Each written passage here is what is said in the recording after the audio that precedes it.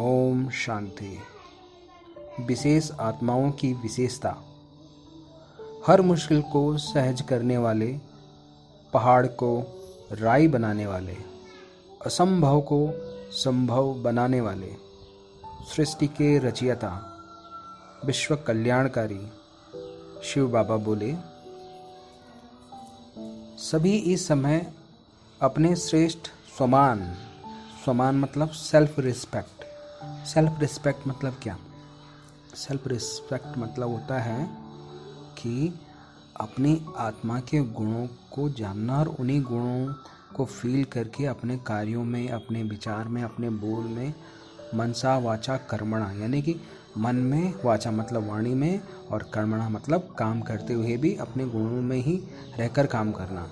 तो पहली लाइन है, सभी इस समय अपने श्रेष्ठ स्वमान के सिंहासन पर स्थित हो, यानी कि अपने जो गुण हैं उन गुणों में आप स्टेबल हो, आप अलर्ट हो कि ये गुण हैं तुम्हारे अंदर और उन गुणों के अकॉर्डिंग अपने काम मनसा वाचा कर्मणा कर रहे हो। तो शिव बाबा बोल रहे हैं, सभी इस समय अपने श्रेष्ठ स्वमान के सिंहासन पर स्थित हो। श्रेष्ठ स्वमान का रूप जानते हो? इस समय विश्व रचयिता की डायरेक्ट रचना, पहली रचना, सर्वश्रेष्ठ रचना, और रचयिता के बालक सो मालिक, जो बाप दादा के नूरे रत्न हो, दिल तख्त नशीन हो, मस्तक की मणियाँ हो, और बाप दादा के कर्तव्य में मददगार हो, और जो विश्व कल्याणकारी, विश्व के आधार मूर्त, विश्व के आगे श्रेष्ठ उदाहरण रूप में हो। क्या ऐसे सच्चे स्वमान स्मृति में रहते हो? यानी कि स्वमान के मतलब यही है कि अपने मस्तक पर हमेशा एक मणि, एक चमकता हुआ सितारा महसूस करना, बाप दादा से जुड़े हुए अपने को महसूस करना। तो इस तरीके का स्वमान अपनी याद में रखते हो? सदा स्वमान के सिंहासन पर स्थित रहते हो या सिंहासन पर टिक नहीं पाते हो? नाम ही है सिंहासन, इसका अर्थ क्या हुआ? इस पर कौन स्थित हो सकता है?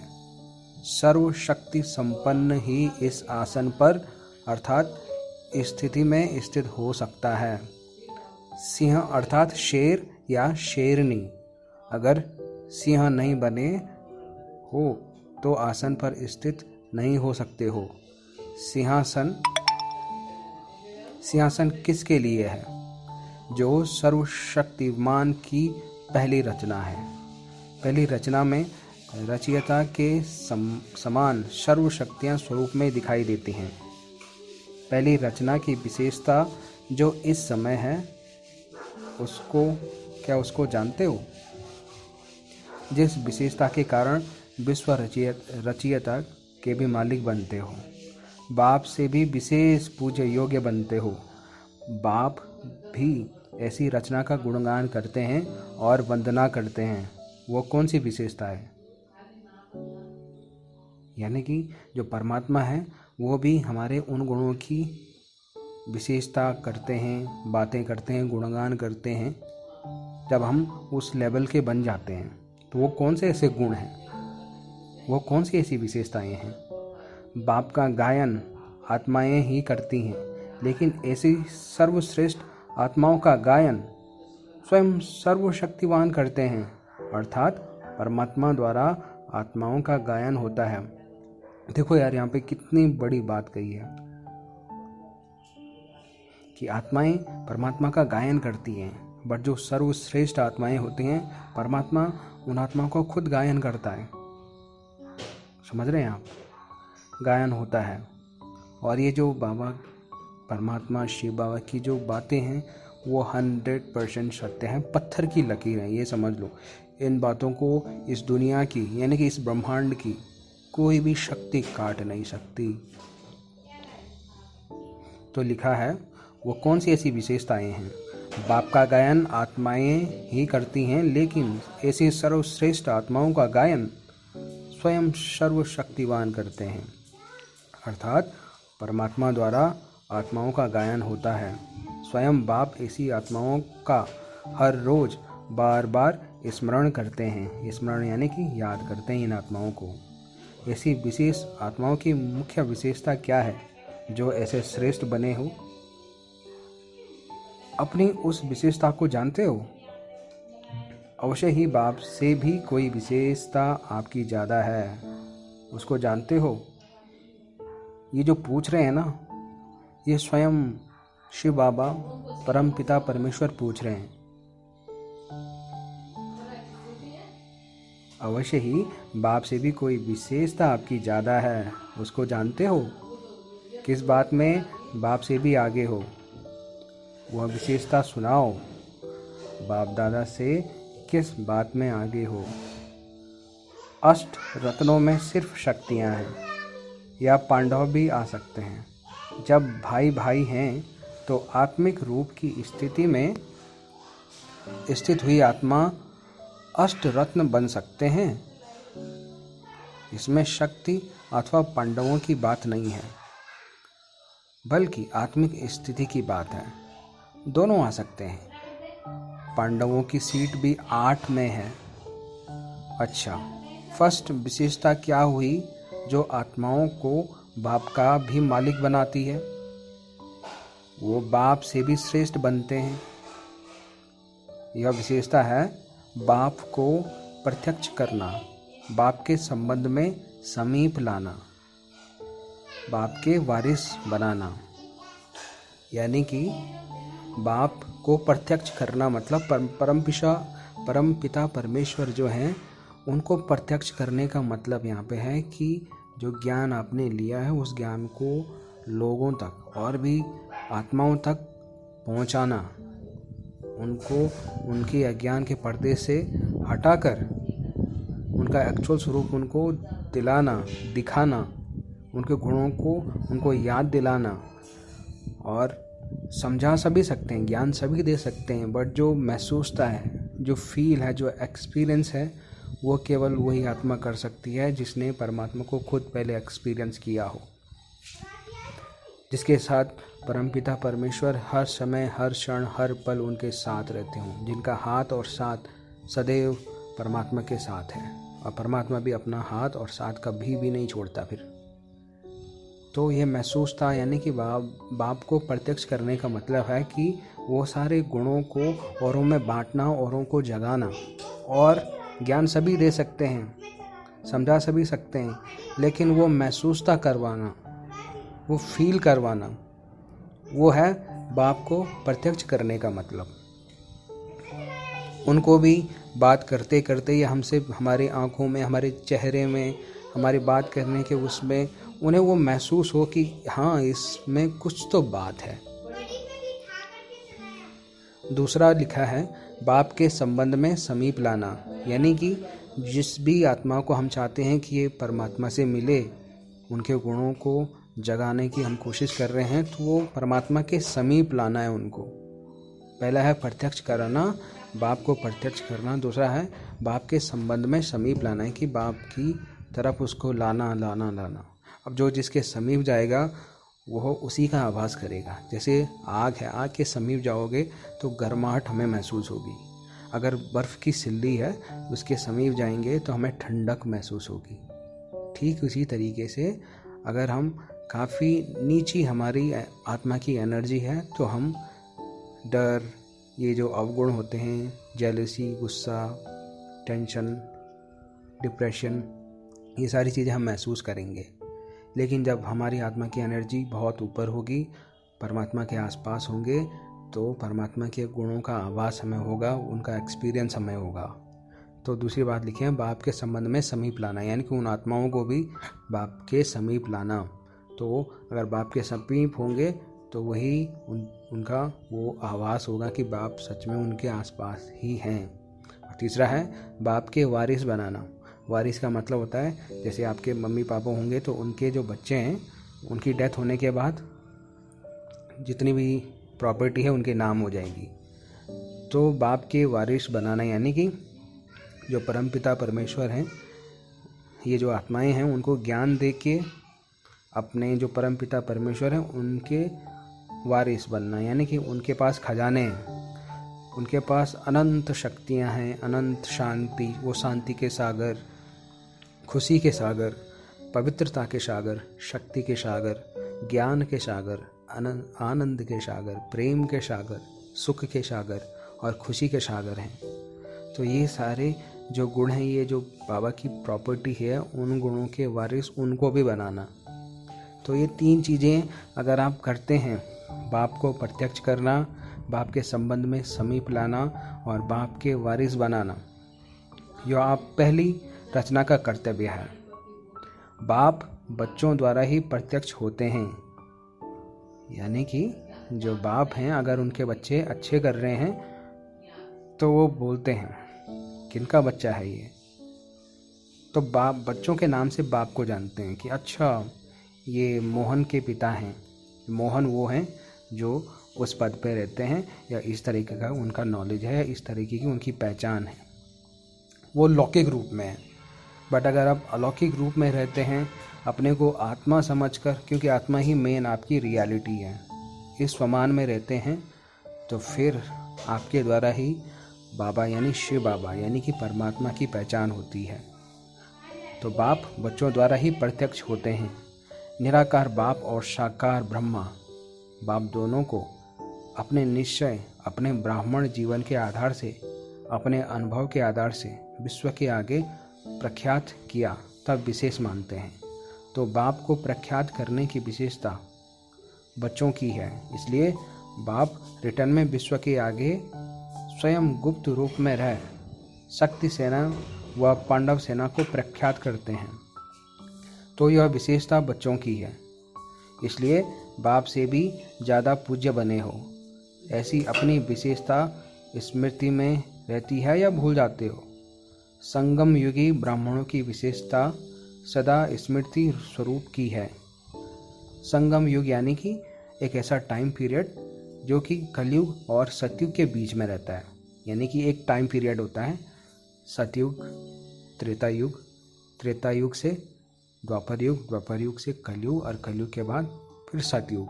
बट कलयुग और सतयुग के बीच में एक टाइम होता है जिसे बोलते हैं संगम युग, यानी कि जब कलयुग का अंत का समय और सतयुग का शुरू का समय होता है, उस पीरियड को बोलते हैं, उस ट्रांजिशन पीरियड को बोलते हैं संगम युग। इसी संगम युग पे जो आत्माएं हैं, जो कलयुगी आत्माएं हैं, जो अज्ञान की नींद में सो रखे हैं, उनको यहाँ पे साक्षात्कार होता है। स्वयं परमपिता परमेश्वर स्वयं आते हैं और उनका साक्षात्कार करके फिर सतयुग में उन्हें ले जाने आते हैं। तो अभी वही समय है, ट्रांजिशन पीरियड चल रहा है। जैसे सुबह होती है, सुबह का समय होता है सतयुग, दिन का समय होता है त्रेता युग, शाम का समय होता है, शाम का समय होता है द्वापर युग, और रात का समय होता है कलयुग। 2-3 बजे तक, फिर 3 बजे से और 5 बजे के बीच में होता है संगम युग। संगम युग मतलब ट्रांजिशन पीरियड, जहाँ पे रात का अंत होता है और सुबह की शुरुआत होती है। तो 4 से 5 बजे ये संगम युग है, और इसी संगम युग को अमृत वेला कहते हैं। और इसी अमृत वेला का दूसरा नाम जिसे सभी लोग जानते हैं वो है ब्रह्म मुहूर्त। यानी कि आप जानते भी होंगे, आपने सुना भी होगा कि जो भी चीज़, जो भी काम आप करना चाहते हैं, ब्रह्म मुहूर्त में उठकर वो करें। कुछ पढ़ना है आपको, तो जो भी आप पढ़ेंगे वो हमेशा हमेशा के लिए आपके दिमाग में रहेगा। जो भी आप विश मांगेंगे, जो भी आप सोचेंगे, वो 100% होगा ही होगा। अगर आपका दिमाग काम ढंग से नहीं करता या चीज़ें आप भूल जाते हैं, तो वहाँ उस टाइम में कुछ अफर्मेशन दोहराएं, यानी कि इस तरीके से दोहराएं कि मेरा दिमाग एकदम अच्छे से काम कर रहा है, मेरे शरीर में कोई रोग है, उसको भी बोल सकते हैं कि ये रोग ख़त्म हो चुका है, मैं बिल्कुल स्वस्थ हूँ। तो सच में उस टाइम पे आपका जो सबकॉन्शियस माइंड होता है ना, वो इतना एक्टिव होता है, इतनी फर्टाइल होता है, एक फर्टाइल लैंड की तरह होता है। वहाँ पे जिस तरीके का बीज बोओगे वो ज़रूर ग्रो होगा और एक दिन बड़ा बन जाएगा। तो अच्छा बीज बोओगे तो एक दिन वही अच्छा बीज बड़ा बनेगा, और उसी तरीके के विचार फिर तुम्हारे बनने लगेंगे। तो 4 से 5 बजे उठ सकते हैं आप और इस समान में रह सकते हैं। तो जो कलयुग होता है, कलयुग और सतयुग के बीच में संगम युग होता है, जो कि हम आत्माओं के लिए चेंज का टाइम होता है। स्वयं परमात्मा हमें आते हैं, नहीं तो परमात्मा नहीं आएंगे तो कोई हमें जगाएगा नहीं, कोई देने वाला नहीं है, कोई समझाने वाला नहीं है, क्योंकि हर एक दूसरी आत्मा जो है वो अज्ञान की नींद में है और अपने बॉडी कॉन्शियस में है, वो सोल कॉन्शियस नहीं है। तो परमात्मा खुद आते हैं। इसलिए बाप रिटर्न में विश्व के आगे स्वयं गुप्त रूप में रह शक्ति सेना व पांडव सेना को प्रख्यात करते हैं। संगम युगी ब्राह्मणों की विशेषता सदा स्मृति स्वरूप की है। तो ब्राह्मणपन की विशेषता अनुभव करते हो, शूद्रपन या विस्मृत स्वरूप। ब्राह्मण बनकर भी फिर विस्मृति में आए तो शूद्र और ब्राह्मण में अंतर ही क्या हुआ। अगर ब्राह्मण बनकर फिर भी विस्मृति में आए, यानी कि आप आत्मा के गुणों को जानते हो, सब कुछ जानते हो, अपने स्वमान में रह रहे हो, फिर भी तुम शूद्रों जैसे बिहेव कर रहे हो, तो ब्राह्मण और शूद्र में क्या अंतर हुआ, है ना। मर्जीवा जन्म की अलौकिकता क्या हुई। विस्मृति लौकिकता है, अर्थात वह इस लोक की रीति रस्म है। ब्राह्मण की रस्म सदा स्मृति स्वरूप है, यानी कि हमेशा याद में रहें, अपने गुणों में रहें, परमात्मा की याद में रहें। कभी भी अपने लौकिक कुल की रीति रस्म व मर्यादाओं किसको भूलती हैं क्या। जैसे हम फिजिकल वर्ल्ड में हैं, अपनी मर्यादाएं हमने जानते हैं, हम अपनी रीति रस्म हम जानते हैं, अगर हम बॉडी कॉन्शियस हैं। ठीक, अगर सोल कॉन्शियस हैं तो सोल कॉन्शियस यानी कि ब्राह्मण, उसको कहा गया है ब्राह्मण। ब्राह्मण मतलब ये फिजिकल ब्राह्मण नहीं, ब्राह्मण यानी कि सोल कॉन्शियस और सदा बाबा की याद में, यानी कि शिव बाबा की याद में रहते हुए, वो है ब्राह्मण। मतलब अपने को बाबा के पास महसूस करना, बाबा को अपने साथ हमेशा महसूस करना, बाबा का हाथ और बाबा का साथ सदैव अपने साथ महसूस करना। इस तरीके से अगर आप हर कर्म, हर बोल, हर सोच अपनी ऐसी रहेगी, याद में रहेगी, याद में रहकर करेंगे, तो वो है असली ब्राह्मण। ब्राह्मणों की रीति रस्म अलौकिक है। अलौकिक मतलब वो लौकिक नहीं, फिजिकल नहीं है, अलौकिक है। इस रीति रस्म में चलना साधारण और सहज बात है, क्योंकि जब हैं ही ब्राह्मण, राइट, दूसरे कुल की रीति रस्म अपनाना मुश्किल हो सकती है, लेकिन यह तो आपकी आदि की रीति रस्म है। आदि की यानी कि पहले से ही आपकी ये रीति रस्म है। सतयुग से, द्वापर से आप इसी तरीके से चले आए हो, बट अभी कुछ चेंज हो रहा है। नेचुरल जीवन की बात है, ब्राह्मण जन्म के संस्कारों की बात है। इसमें मुश्किल क्या है। ब्राह्मण जीवन का संस्कार और स्वभाव कौन सा है। सर्व दिव्य गुण ही ब्राह्मणों का स्वभाव है, जिसको दिव्य स्वभाव कहते हैं। तो दिव्य गुण ब्राह्मणों की स्वाभाविक चीज़ है, यानी ब्राह्मण जीवन का स्वभाव सर्व दिव्य गुण हैं। गंभीरता, रमणीकता, हर्षित मुक्ता, सहनशीलता, संतोष, यह ब्राह्मणों के जीवन का स्वभाव है और संस्कार है। विश्व के सेवाधारी। जब ब्राह्मण जीवन का स्वभाव और संस्कार यही है, तो कोई भी गुण जो धारण करना व सेवाधारी बनने के लिए स्वयं अर्थात मैं पन का त्याग व निरंतर तपस्वी स्वरूप व स्मृति स्वरूप बनना सहज और साधारण बात हुई ना। अगर कोई भी जन्म का संस्कार होता है या जन्म से स्वभाव होता है, उसको परिवर्तन करना मुश्किल होता है या चलना सहज होता है। जैसे आप लोग भी कमजोरी वश बहाना देते हो कि यह मेरा स्वभाव व संस्कार है, इसी प्रकार जीवन का जो आदि स्वभाव और संस्कार है, उसमें ब्राह्मणों का चलना सहज होगा या मुश्किल होगा। यदि कोई कहे कि इन दिव्य गुणों के संस्कारों के विपरीत कोई कार्य करो, तब यह ब्राह्मणों के लिए मुश्किल होना चाहिए। अभी प्रैक्टिकल में क्या है, शूद्रपन के संस्कार और स्वभाव नेचुरल रूप से हैं या ब्राह्मणों के स्वभाव और संस्कार नेचुरल रूप में हैं। इसमें तो पुरुषार्थ करने की आवश्यकता नहीं, जबकि जीवन के निजी संस्कार हैं।